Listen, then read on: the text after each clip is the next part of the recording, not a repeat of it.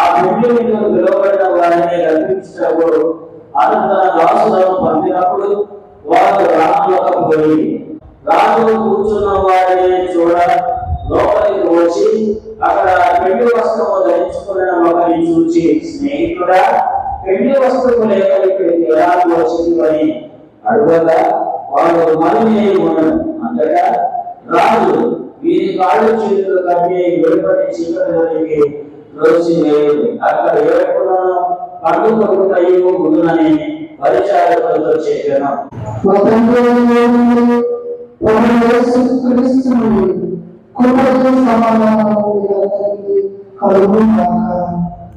దేవుని నామమునకు స్తోత్రము కలుగునుగాక. ఆమేన్. ప్రభునందు ప్రియమైన దేవుని బిడ్డలారా, దేవుని యొక్క మహాకృపను బట్టి, ప్రేమను బట్టి, ఆయన పరిశుద్ధమైన సన్నిధిలో మనమందరము ఏకీభవించడానికి, ప్రభువును స్తుతించి మహిమపరచడానికి దేవుడు అనుగ్రహించిన ఈ మంచి సమయాన్ని బట్టి దేవునికి నేను వందనాలు, స్తుతులు, స్తోత్రములు చెల్లిస్తూ ఉన్నాను. ఈ సమయమున చదవబడినటువంటి లేఖన భాగమును మనం పరిశీలన చేస్తే, ఇది ప్రభువు యెరూషలేము దేవాలయంలో ప్రధాన యాజకులకు అదేవిధంగా పరిసయ్యులను ఉద్దేశించి చెప్పినటువంటి ఉపమానము అని మనం గమనించవచ్చు. ఎందుకంటే ప్రభు యెరూషలేము జయోత్సవ ప్రవేశం చేశారు. ఆ సమయంలో ప్రజలందరూ హోసన్నా హోసన్నా అనే కేకలు వేశారు. అది చూచి ప్రధాన యాజకులు, పరిసయ్యులు, ధర్మశాస్త్రోపదేశకులు అనుకున్నారు, ఇదిగో లోకము ఆయన వెంట వెళ్ళిపోయింది, కాబట్టి మా అస్తిత్వానికి భంగం కలుగుతుంది, మేము చెప్పే మాటలు ఎవరు వింటారు? ఈ ఆలోచనతో ప్రభువులో ఏ విధంగానైనా తప్పు పట్టుకోవాలి అనే ఆలోచనతో ప్రభువును మాటల్లో చిక్కుపరచాలి అని, లేదంటే ప్రభువులో దోషాన్ని కనిపెట్టాలి అని ప్రయత్నం చేసినటువంటి సందర్భంలో ఈ మాటలు మనకు కనబడతాయి. 21వ అధ్యాయంలో మనం చూస్తే ప్రధాన యాజకులు, ప్రజల పెద్దలు ప్రభు దగ్గరకు వచ్చి, ఏ అధికారంతో నువ్వు ఈ మాటలు చెప్తూ ఉన్నావు, ఏ అధికారంతో నువ్వు ఈ బోధ చేస్తూ ఉన్నావు అని ప్రశ్నించినట్లుగా మనం చూస్తాం. వారికి సమాధానం చెప్పేటువంటి క్రమంలో ఇక్కడ మొదటి వచనంలో, 22వ అధ్యాయం మొదటి వచనంలో చూడండి, అక్కడ చెప్పబడిన మాట, యేసు వారికి ఉత్తరమిచ్చుచు తిరిగి ఉపమాన రీతిగా ఇట్లా నేను.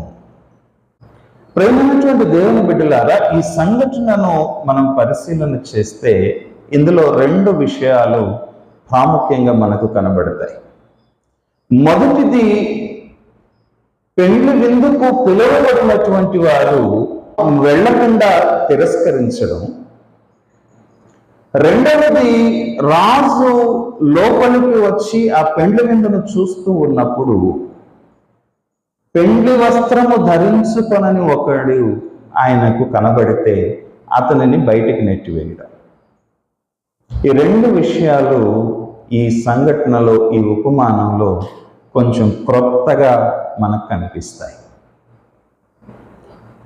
దేవుని బిడ్డలారా, ఈ సంఘటనను గమనించినట్లయితే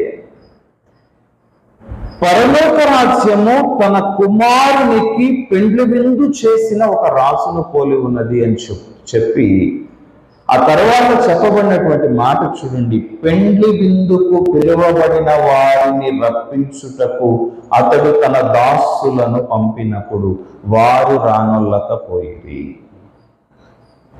అంటే పెండ్లి విందు అనేటువంటిది సిద్ధపరచబడక ముందే పెండ్లి నిర్ణయము అనేటువంటిది జరిగింది.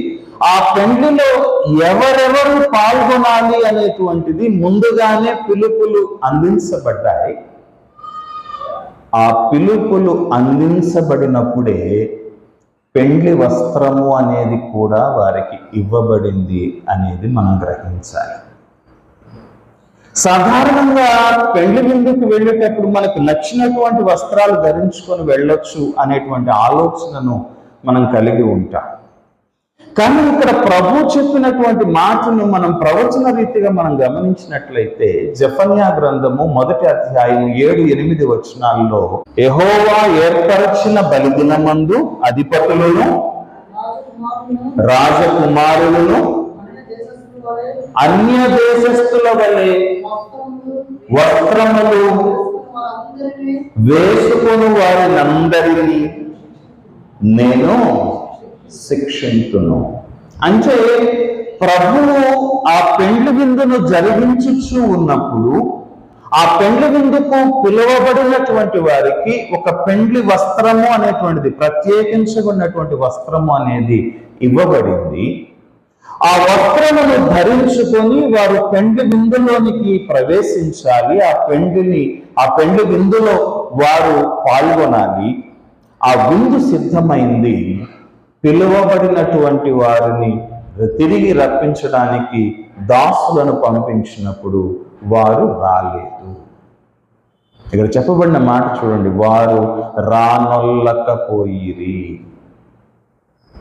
ప్రేమించినటువంటి దేవుని బిడ్డలారా, కారణం ఏమిటి? అసలు ఈ పెండ్లి వస్త్రం ఏమిటి? పరిశుద్ధ గ్రంథంలో మనం గమనించినట్లయితే పెండ్లి వస్త్రమును గురించి మనకు 3 మాటలు మనకు జ్ఞాపకం చేయబడుతూ ఉన్నాయి. గమనించండి, యోగు గ్రంథము 29వ అధ్యాయము 14వ వచనాన్ని మనం చూస్తే యోగు భక్తుడు అక్కడ సాక్ష్యం ఇస్తాడు. నేను నీతిని వస్త్రముగా ధరించి తిని గనుక అది నన్ను ధరించెను అంటాడు. అనగా దేవుని యొక్క సన్నిధిలో, దేవుని యొక్క పెండ్లి విందులోనికి, ఆ పరిశుద్ధమైనటువంటి ఆ సన్నిధిలోనికి ప్రవేశించాలి అంటే మొట్టమొదటిగా మనం కలిగి ఉండవలసినటువంటి వస్త్రం ఏమిటి అంటే పరిశుద్ధ గ్రంథం చెప్తూ ఉంది, నీతిని వస్త్రముగా ధరించాలి. వాక్యము జ్ఞాపకం చేస్తూ ఉంది, మనుష్యుని యొక్క కోపము దేవుని నీతిని నెరవేర్చలేదు. అంటే మనకున్నటువంటి ఆలోచనను పక్కన పెట్టి దేవుని యొక్క నీతిని అనుసరించేటువంటి బిడ్డలముగా, దేవుని యొక్క నడిపింపులను అనుసరించేటువంటి వారముగా మనము నిలిచి ఉండేటువంటి వారమైతే వాక్యము బోధిస్తుంది, దేవుని యొక్క నీతి మనకు వస్త్రముగా అందించబడుతుంది. కీర్తనల గ్రంథము 132వ కీర్తన 9వ వచనాన్ని మనం చూస్తే అక్కడ దావీదు భక్తుడు సాక్ష్యం ఇస్తాడు. చూడండి, నీ యాజకులు నీతిని వస్త్రము వలె ధరించుకొందురుగాక అంటాడు. అనగా దేవుని యొక్క పరిశుద్ధ సన్నిధిలో ప్రవేశించగలిగినటువంటి వారు, ఆ ప్రత్యేకత కలిగిన వారు, పిలుపును కలిగినటువంటి వారు మాత్రమే ఆ నీతి అనేటువంటి వస్త్రాన్ని ధరించుకోగలుగుతారు అని వాక్యం జ్ఞాపకం చేస్తూ ఉంది. అదేవిధంగా 1 పేతురు పత్రిక 5వ అధ్యాయము 5వ వచనంలో మనం చూస్తే 1 పేతురు పత్రిక 5వ అధ్యాయము 5వ వచనంలో, చిన్నలారా మీరు పెద్దలకు లోబడి ఉండుడి, మీరందరూ ఎదుటివాని ఎడల దీన మనస్సు అను వస్త్రము ధరించుకొని మిమ్మును మీరు అలంకరించుకోండి. ఇక్కడ చెప్పబడుతున్నటువంటి మరొక వస్త్రం ఏమిటి అంటే దేవుని యొక్క సన్నిధిలో పెద్దలైనటువంటి వారికి లోబడి ఉండాలట. లోబడి ఉండినప్పుడు మన హృదయమును దీన మనస్సు అనేటువంటి వస్త్రంతో అలంకరించుకోవాలట. వారికంటే నువ్వు జ్ఞానవంతుడవు కావచ్చు, వారికంటే నువ్వు అధికుడవు కావచ్చు, వారికంటే నీకు ఎక్కువ తెలిసి ఉండవచ్చు, కానీ వారి దగ్గర, పెద్దలైనటువంటి వారి దగ్గర నీవు దీన మనస్సును కలిగి ఉండాలి. అందుకే ఇక్కడ పేతురు భక్తుడు చిన్నపిల్లలకు జ్ఞాపకం చేస్తూ, చిన్నవాళ్లకు జ్ఞాపకం చేస్తూ చెప్పిన మాట, చిన్నలారా మీ పెద్దలకు లోబడి ఉండండి, మీరందరూ దేవుని దగ్గరకు వచ్చినప్పుడు దీన మనస్సు అనేటువంటి వస్త్రమును ధరించుకోనండి. కీర్తన గ్రంథము 132వ కీర్తనలోనే 16వ వచనాన్ని మనం చూస్తే వాక్యము మనకి మాట జ్ఞాపకం చేస్తుంది. చూడండి, దాని యాజకులకు రక్షణను వస్త్రముగా ధరింప చేసేదను. చదువు. దానిలోని భక్తులు బిగ్గరగా ఆనందగానము చేసేదరు. ఎప్పుడైతే నీతిని వస్త్రముగా ధరించుకుంటామో, ఎప్పుడైతే దీన మనస్సును వస్త్రముగా ధరించుకుంటామో, ఇక్కడ గమనించండి, ఈ రెండు లక్షణాలు మనుష్యుని లోపల నుంచి వచ్చే లక్షణాలు. నీతి కలిగి ఉండడం, దీన మనస్సు కలిగి ఉండడం మనుష్యుని లోపల నుంచి వచ్చే లక్షణాలు. ఇవి కలిగి దేవుని సన్నిధిలోనికి ప్రవేశించినప్పుడు ప్రభు అంటూ ఉన్నాడు, దాని యాజకులకు రక్షణను వస్త్రముగా నేను ధరింపచేస్తాను. రక్షణ అనేటువంటి వస్త్రము అందించబడుతుంది ఎవరికి? దాని యాజకులకు ప్రభువే ధరింపచేస్తాడట. దేవుని వాక్యము జ్ఞాపకం చేస్తూ ఉంది, పెండ్లి విందుకు పిలువబడిన వారికి అందరికీ కూడా అందించబడినటువంటి పెండ్లి వస్త్రం ఇది. రక్షణ అనేటువంటి వస్త్రము వారికి ధరింపజేసి ఆ వస్త్రమును వారికి అందించి, ముందుగానే వారికి అందించి, నా పెండ్లి విందు సిద్ధపరిచినప్పుడు నేను మిమ్మల్ని పిలుస్తాను రండి అని పిలిచాడు ప్రభు. కానీ ఆ పిలిచిన సమయంలో వీళ్ళు వెళ్ళడానికి ఇష్టపడాల. ఎవరైతే పిలువబడ్డారో, ఎవరికైతే పిలుపు అందించబడిందో, ఎవరైతే ఆ రక్షణ వస్త్రము చేత అలంకరించబడ్డారో, పరిశుద్ధ గ్రంథం తెలియచేస్తూ ఉంది, వారు వెళ్ళడానికి ఇష్టపడలేదు. ప్రియ దేవుని బిడ్డ, ఈ దినమున ఒక్కసారి ఆలోచన చేద్దాం. దేవుడే స్వయంగా నీ దగ్గరకు వచ్చి నీకు ఒక మంచి వస్త్రమును ధరింపచేసి, నీవు నా పెండ్లి విందులో ప్రవేశించడానికి, నాతో పాటు కూర్చొని భోజనం చేయడానికి నీకు అర్హత ఉంది, రా అని పిలిస్తే ఎవరైనా వెళ్లకుండా ఉంటారా? వెళతారా? వెళ్ళరా? వెళతారు. మరి ఈ సంఘటనలో, ఈ ఉపమానంలో మనం చూస్తే, పిలువబడిన వారి దగ్గరికి దాసులు వచ్చి విందు సిద్ధపరచబడి ఉంది, మీరు విందులో ప్రవేశించండి అని అడిగితే వాళ్ళు ఎందుకు వెళ్ళడం లేదు? సరికదా? రెండవసారి ప్రభు మరలా వారికి సమాచారం పంపిస్తూ ఉన్నాడు, ఇదిగో నా విందు సిద్ధపరిచి ఉన్నాను, ఎడ్లును కొవ్విన పశువులను వధింపబడినవి, అంతయు సిద్ధముగా ఉంది, పెండ్లి విందుకు రండి. ప్రభు రెండవసారి తన పెండ్లి విందులు వివరించి చెప్పి మరీ వారి దగ్గరికి పంపించిన వాళ్ళు రావటానికి ఇష్టపడ్డారు. కారణం ఏమై ఉంటుంది?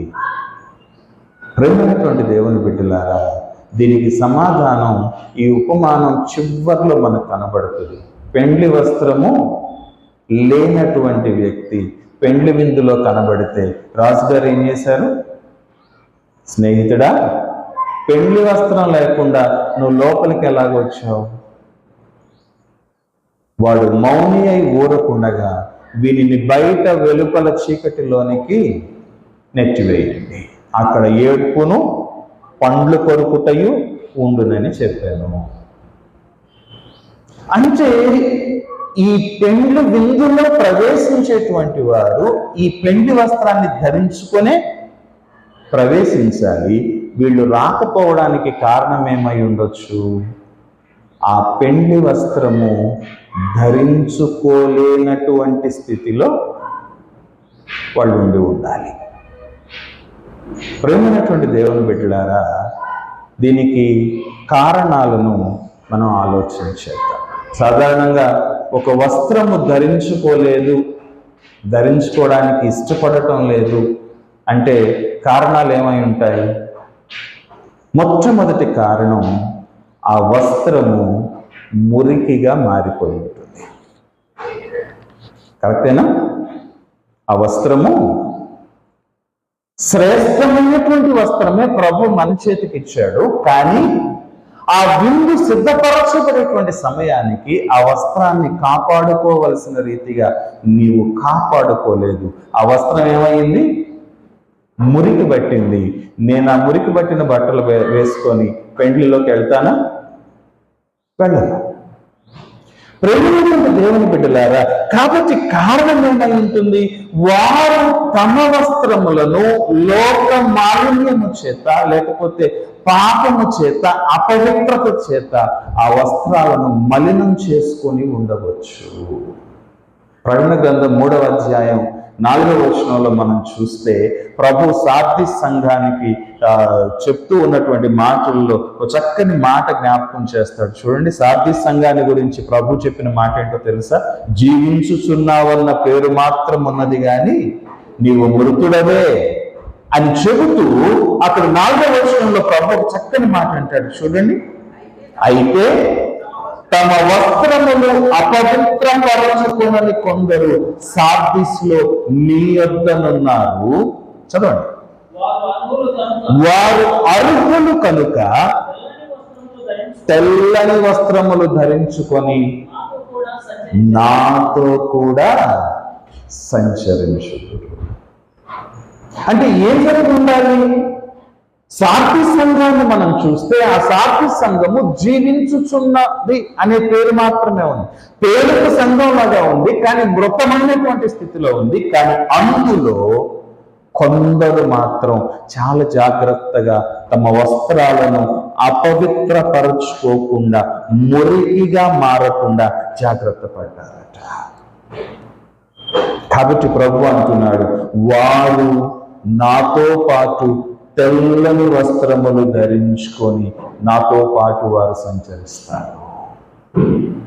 ప్రేమైనటువంటి దేవుని బిడ్డలారా, గమనించండి, అనేక సందర్భాల్లో మనకు కలిగినటువంటి దానిని విడిచిపెట్టి ఈ లోక మాలిన్యమును మనకు అంటించుకోవడానికి ప్రయత్నం చేస్తాం. అనేక మంది క్రైస్తవులు, అనేక మంది దేవుని బిడ్డలు పడిపోవడానికి కారణం ఏమిటో తెలుసా? మొదట ఆసక్తిలో కానీ, విశ్వాసంలో కానీ, ప్రార్థనలో కానీ అంతకంతకు అభివృద్ధి చెందుతున్నట్లుగానే కనపడతారు, ఎంతో గొప్పగా కనపడతారు. కానీ క్రమక్రమంగా వారిలో ఏమొస్తుంది? నిర్లక్ష్యం వస్తుంది. వాళ్ళలో ఏమొస్తుంది? నిరాసక్తత వస్తుంది. వాళ్ళలో ఏమొస్తుంది? దేవుని యొక్క సన్నిధి ఎడల వారికి ఉన్నటువంటి ఆ ప్రేమను వదులుకునేటువంటి పరిస్థితి వస్తుంది. కాదా? ఆలోచన చేయండి. పరిశుద్ధ గ్రంథం చదవడం మొదలు పెట్టడానికి మనం ఒక తీర్మానం తీసుకొని, గట్టి తీర్మానం తీసుకొని, ఈ రోజు నుంచి ఎలాగైనా సరే రోజుకి 4 అధ్యాయాలు నేను చదవాలి అనుకున్నాం అనుకోండి. మొదటి రోజు చాలా శ్రద్ధగా చదువుతాం. 4-5 రోజులు గడిచేసరికి ఏమవుతుంది? కళ్ళు అక్షరాల వెంట పరిగెడతాయి. మొట్టమొదటి రోజు దేవుని సన్నిధిలోనికి వచ్చినప్పుడు, దేవుని సన్నిధిలో ప్రార్థన చేసేటప్పుడు నీ మనసు ఎంతగానో ఉప్పొంగుతుంది. కాలం గడిచే కొద్ది ఏమవుతుంది?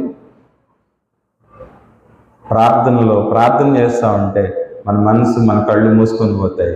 మన కళ్ళు మూసుకొని మనం నిద్రపోతాం. అందరూ ఆమె అన్నప్పుడు మెలకు వస్తుంది. మీరు గమనించండి, చాలా సందర్భాల్లో చాలా మందికి.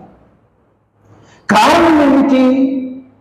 మనలోనికి లోకం ప్రవేశించడానికి మనమే అవకాశం కల్పించాం.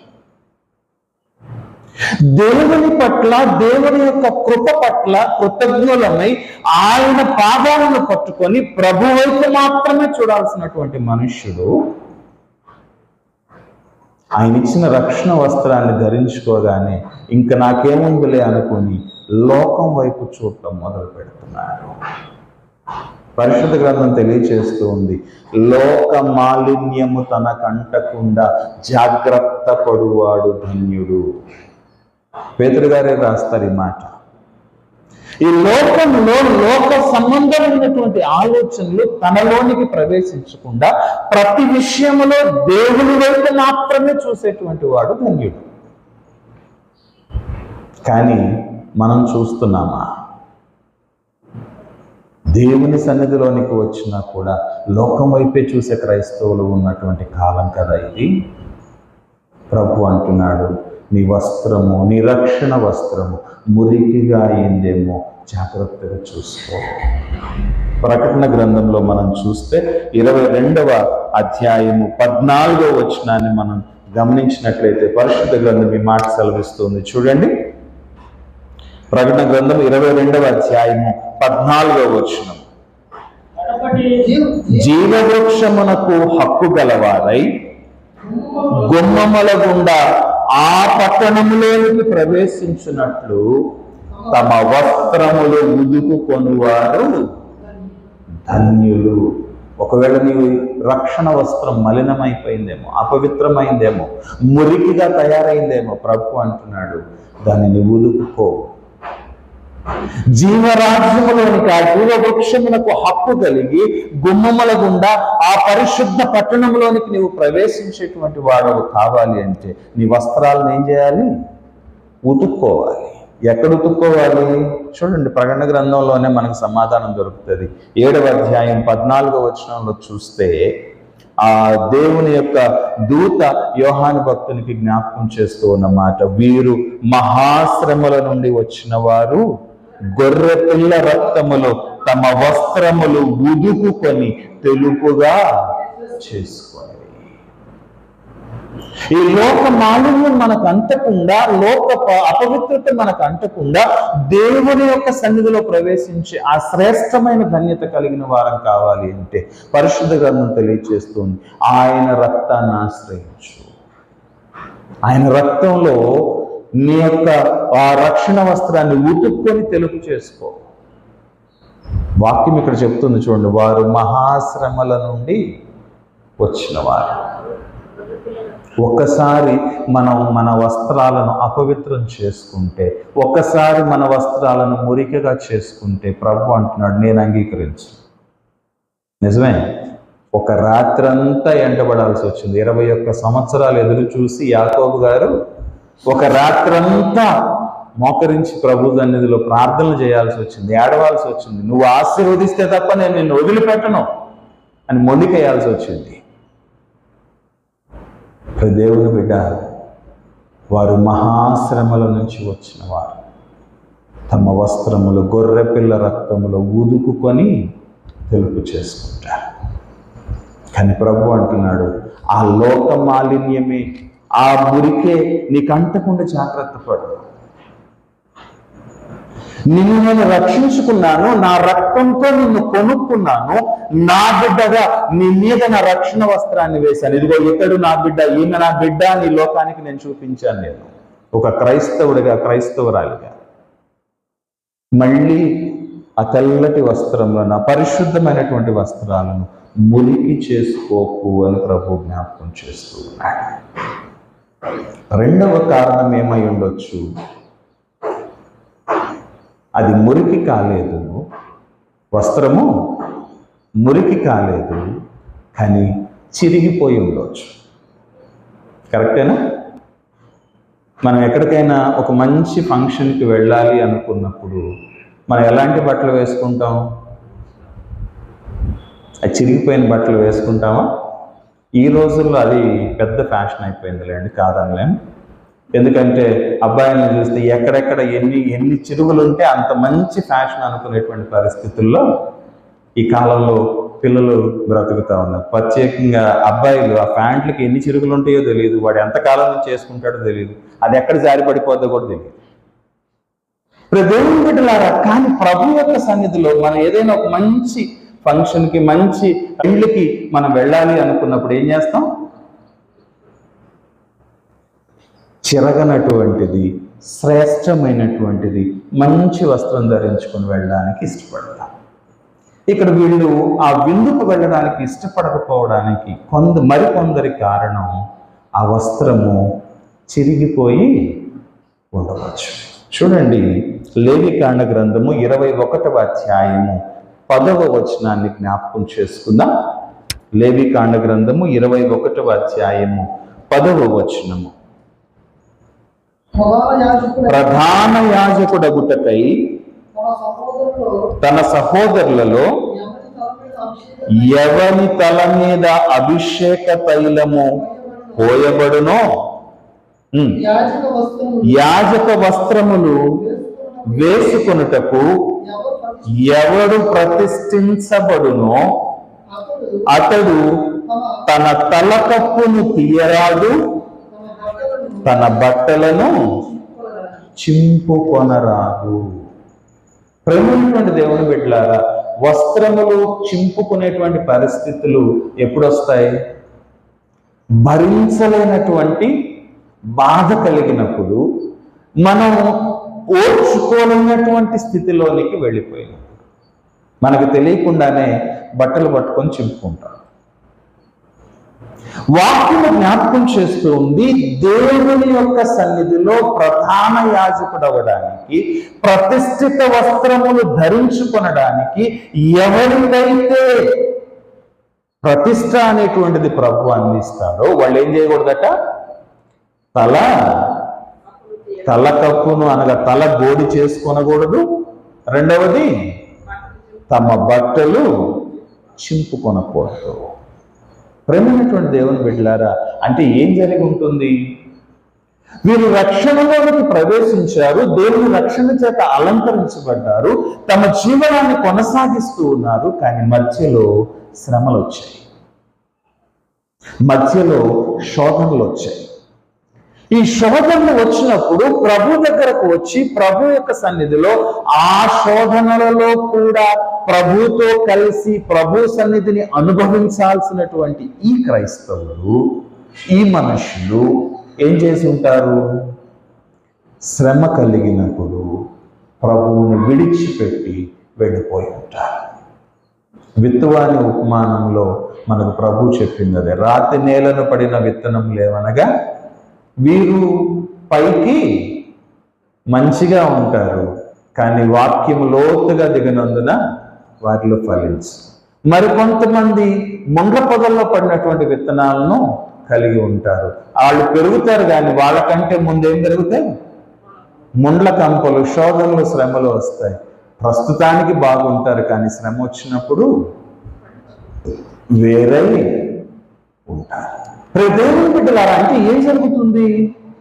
మనం ఎప్పుడైతే ప్రభువును అనుసరించాలి అని తీర్మానం చేసుకుంటామో, ఎప్పుడైతే ప్రభు పాదాల దగ్గర నిష్కల్మషంగా మనం కూర్చుంటామో, మనల్ని ఎలాగైనా పడేయాలి లేదా లాగివేయాలి అనే ప్రయత్నం మొదలవుతుంది. యోబు గారి సందర్భాన్ని మనం గమనిస్తే అపవాది చెప్పిన మాట ఏంటి? నీవు అతనికిని, అతని ఇంటి వారికి, అతనికి కలిగిన సమస్తమునకును చుట్టూ కంచె వేశావు, కాబట్టి నేను వాడిని శోధించలా.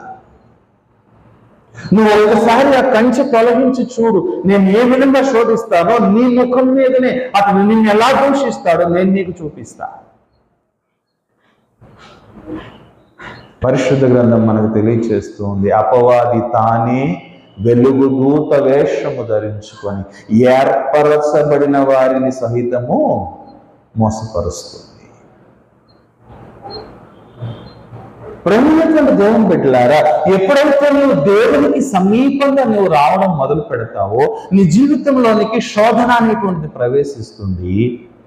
కానీ ఆ శోధనలో నీవు దేవుని వైపు చూడకపోతే నీ రక్షణ వస్త్రాన్ని నీవే చింపుకొని నీ సిగ్గును నీవే బయట పెట్టుకున్న వాడవు అవుతావు.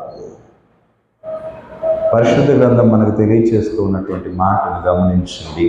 ఇక్కడ లేవీకాండ గ్రంథం 10వ అధ్యాయం 6వ వచనంలో కూడా ఇదే మాట మనకు జ్ఞాపకం చేయబడతాం. చూడండి, అప్పుడు మోషే అహరోనును అతని కుమారులైన ఎలియాజరు, ఈతామారును అనువారితో, మీరు చావకుండునట్లు యెహోవా సర్వ సమాజము మీద ఆగ్రహపడకుండునట్లు మీరు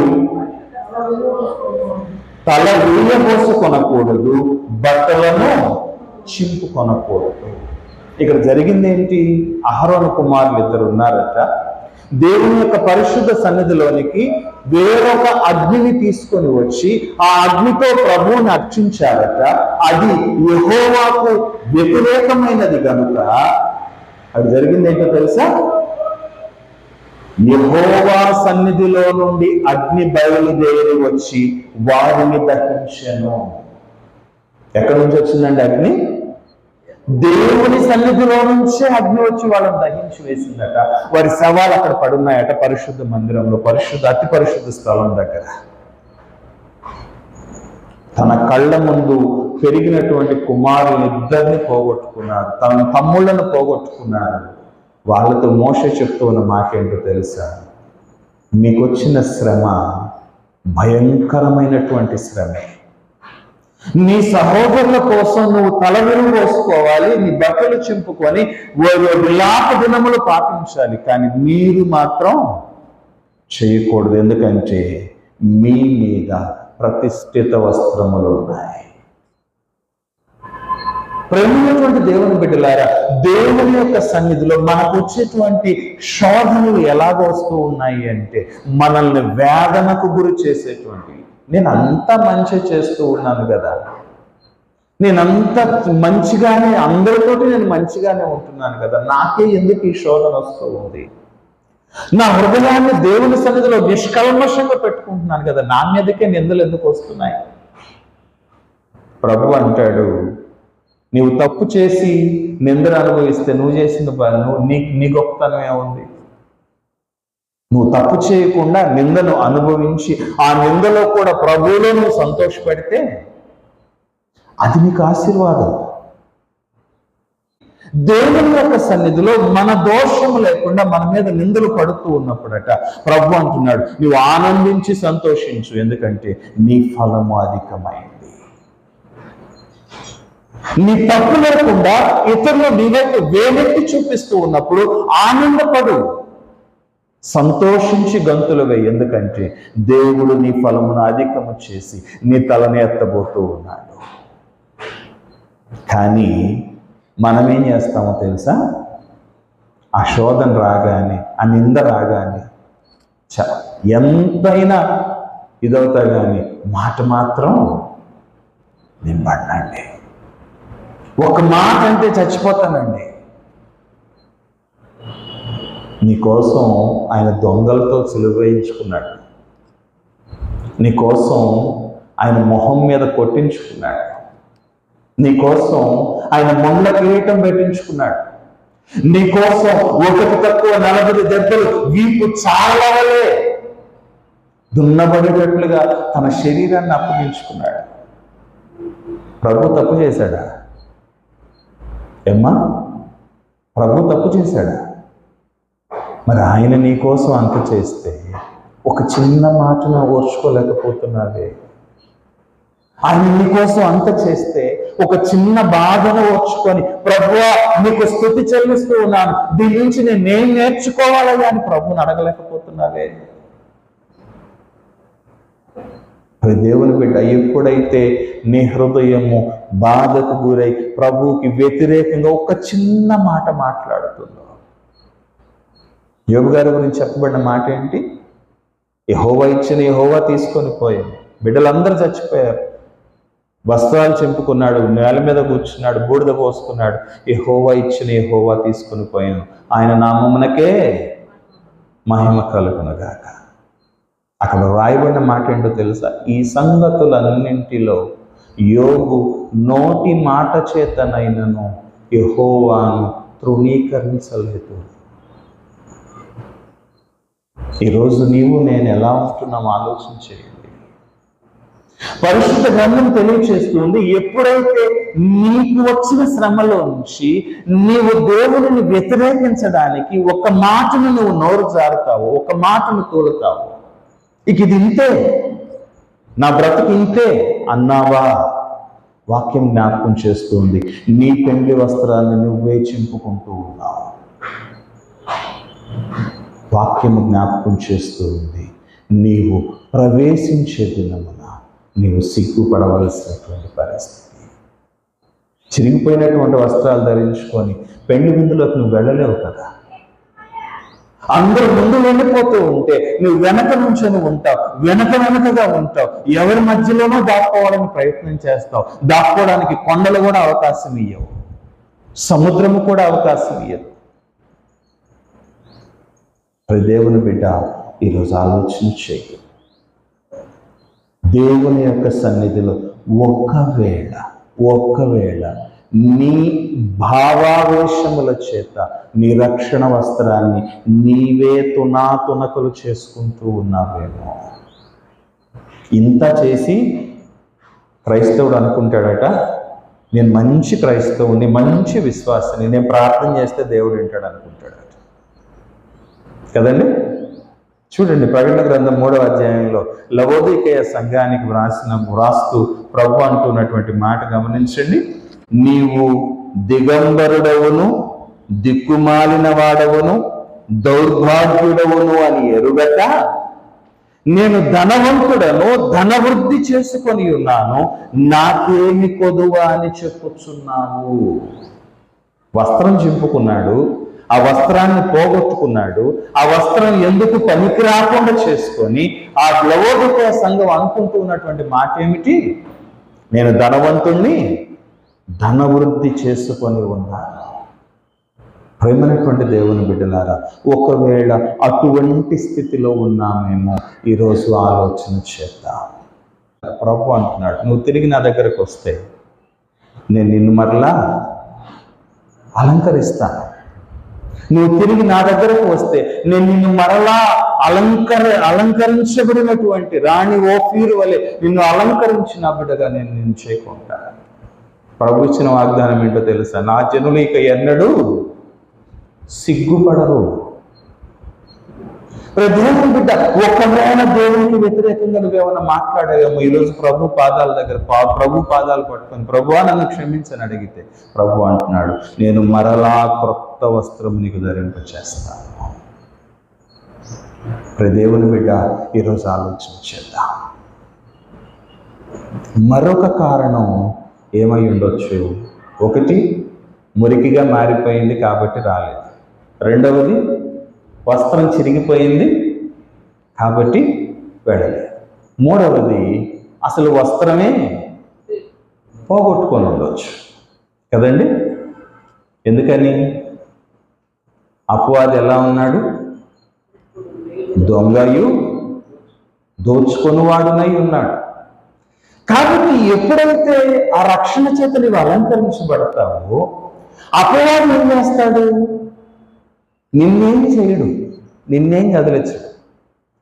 ఆ రక్షణ వస్త్రాన్ని దొంగిలించుకొని వెళితే, ఆ రక్షణ వస్త్రాన్ని నీ దగ్గర నుంచి తీసివేస్తే నువ్వు దేవుని దగ్గరకు వెళ్ళలేవు, దేవుని సన్నిధిలో ప్రవేశించలేవు, ఆ ఆనందంలోనికి నువ్వు ఉండలేవు.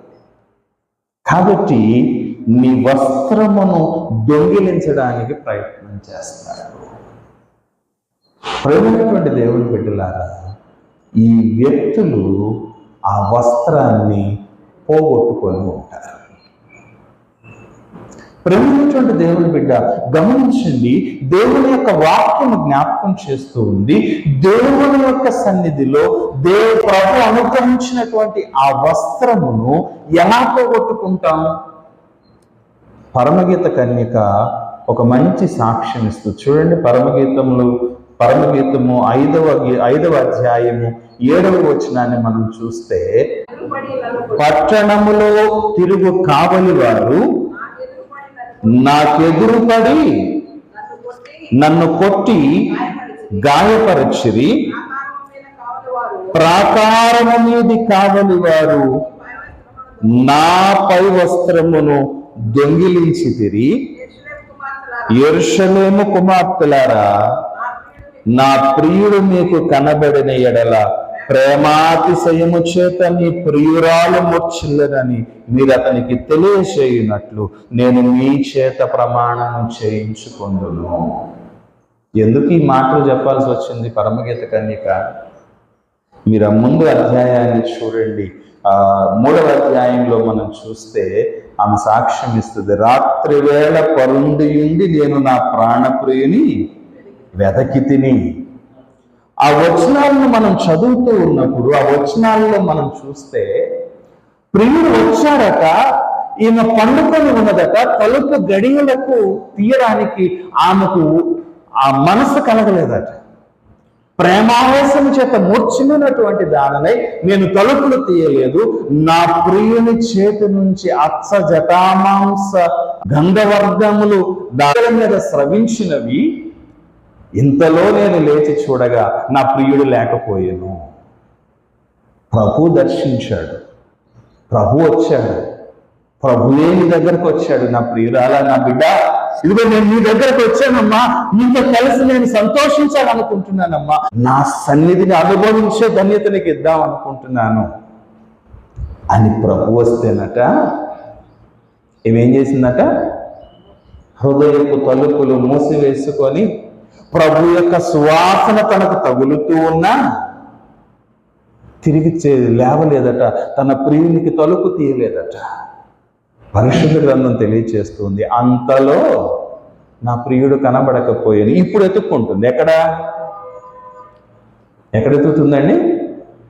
నగరులలో వెతుకుతుందట, రాజనగరులలో వెతుకుతున్నదట, ప్రాకారములలో వెతుకుతూ ఉన్నదట. ఎక్కడ కనపడలేదు. కానీ అక్కడ ఏం జరిగిందో తెలుసా? కావలివారు, పట్టణములో తిరుగు కావలివారు గాయపరిచారు. ప్రాకారముల మీద కావలివారు ఏం చేశారు? ఆ వస్త్రాన్ని దొంగిలించారు. ప్రేమైనటువంటి దేవుని బిడ్డలారా, ఏం చేస్తామో తెలుసా? దేవుని యొక్క సన్నిధిని అనుభవించాల్సినటువంటి సమయంలో అనేకమైన ఆలోచనలు పెట్టుకుంటారు. మీరు గమనించండి, దేవుని సన్నిధి అనుభవించడానికి మనం దేవాలయంలోనికి వచ్చాం. దేవుని వైపు చూసేవాళ్ళని ఎంతమంది చెప్పండి? ప్రభువా నువ్వు నాతో మాట్లాడాలి అని ప్రభు వైపు మన కన్నులు ఎత్తి ప్రభు వైపు చూసేవాళ్ళు ఎంతమంది చెప్పండి? నా చిన్నతనంలో పాస్టర్ గారు ఒక మాట చెప్పేవాడు, అయ్యా కొత్త చెప్పులు వేసుకున్న వాళ్ళందరూ ఆ తలుపుల దగ్గర కాదు, లోపలికి వచ్చి కూర్చోండి అని చెప్పేవాడు.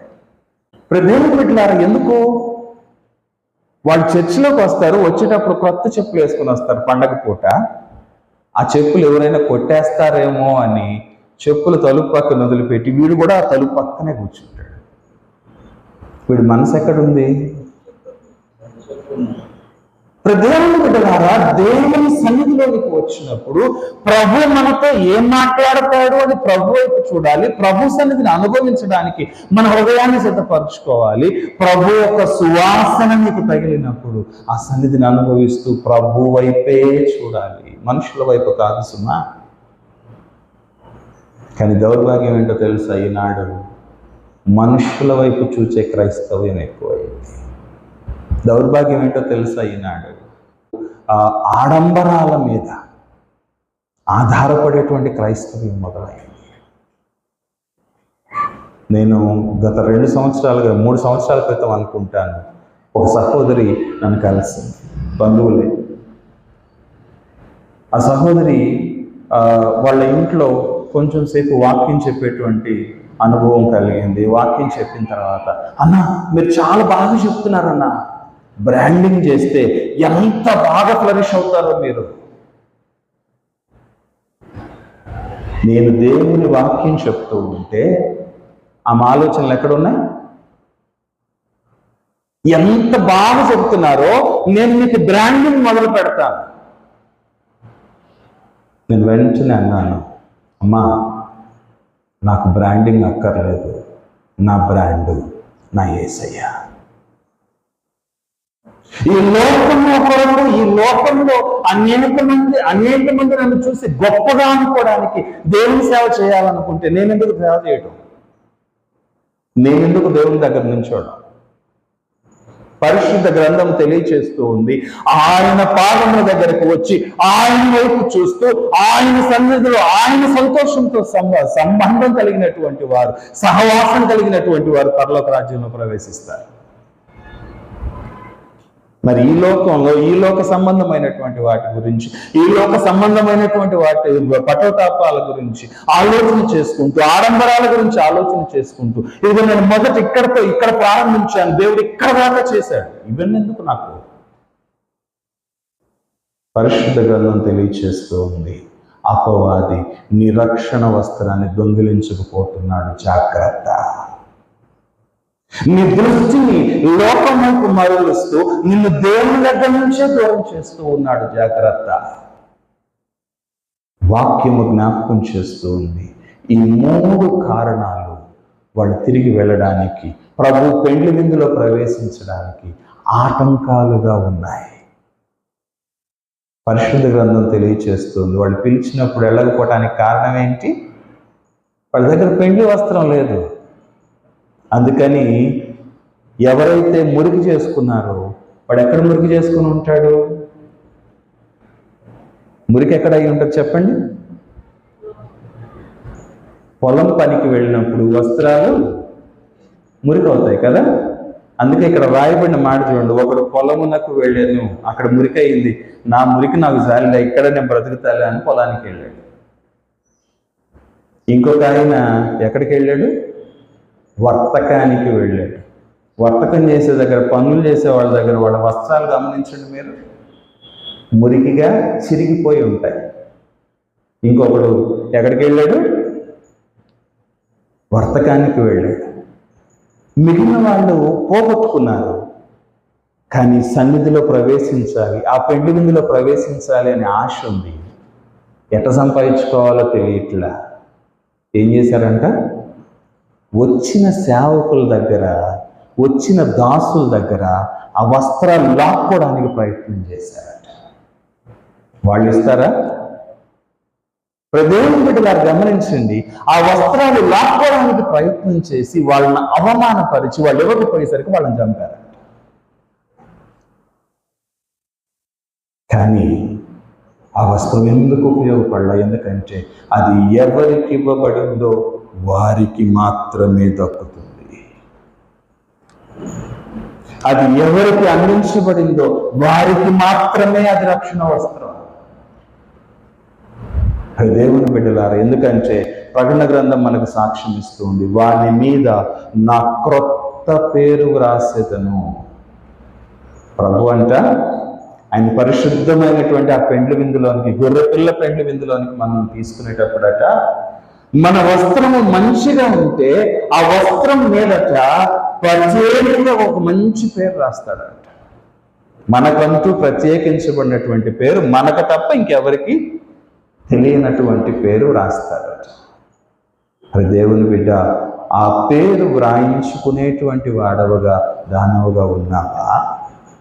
లేక నీ వస్త్రాన్ని మురికిగా చేసుకొని, నీ వస్త్రాన్ని చింపుకొని, లేక నీ వస్త్రాన్ని పోగొట్టుకొని, ఆ పెండ్లి వస్త్రమును పోగొట్టుకొని దేవుని యొక్క సన్నిధిలో వెనకకు వెళ్ళిపోతూ ఆ పెండ్లి విందులో ప్రవేశించడానికి ఇష్టం లేనటువంటి వ్యక్తిగా బ్రతుకుతూ ఉన్నావా?